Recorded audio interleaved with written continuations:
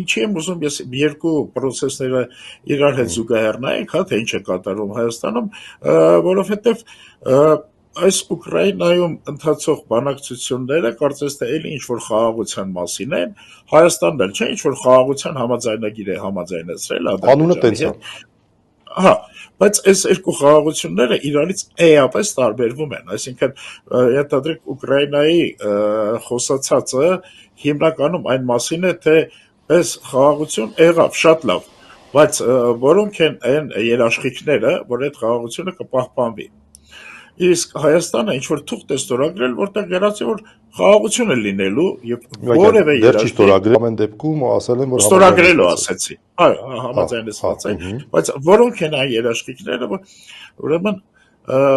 թե այդ խաղաղությունը կպահպանվի, այդ մասին կարծես թե ոչ մի խոսք չկա։ Ու առավել ևս առանց միջնորդների է։